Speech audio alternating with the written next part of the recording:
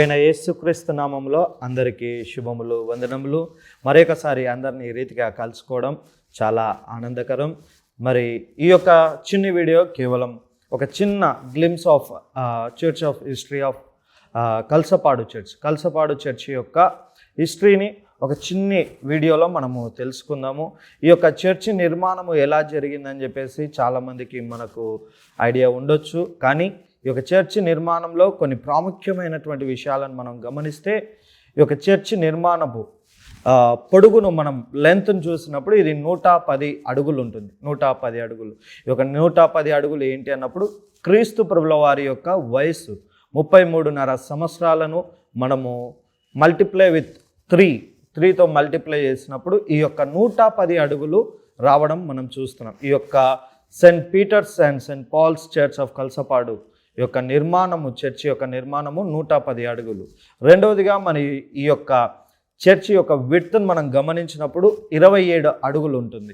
27 అడుగులు కొత్త నిబంధన పుస్తకాల యొక్క నిర్వచనం అని మనము చూడవచ్చు. అదే రీతిగా ఈ యొక్క చర్చి నిర్మాణము పొడుగును మనం గమనించినప్పుడు 39 అడుగులను మనం చూడవచ్చు. ఈ యొక్క 39 అడుగులు దేనికి సాదృశ్యం అంటే పాత నిబంధన పుస్తకముల యొక్క సాదృశ్యం. మరి తరువాత ఈ యొక్క మందిరంలో మనకు ఇరువైపులా ఒక స్థలం ఉంటుంది. ఈ స్థలము 66 అడుగులుగా మనము చూడవచ్చు.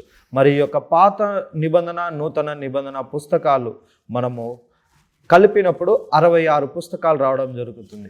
మరి చుట్టుగా ఉన్నటువంటి స్థలము కొలత చూసినప్పుడు 66 అడుగులుగా మనము చూడవచ్చు.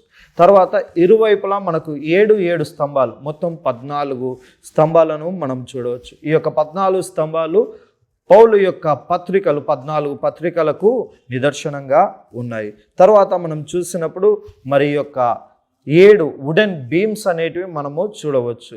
ఈ యొక్క 7 వుడెన్ బీమ్స్ దేనికి సాదృశ్యం అంటే సంపూర్ణానికి సాదృశ్యం. ఈ యొక్క కంప్లీట్ వీడియోని మీరు తెలుసుకోవాలి అనుకుంటే మరి దీని కింద కామెంట్ చేయండి. మరి ఈ యొక్క వీడియోని షేర్ చేయండి, లైక్ చేయండి.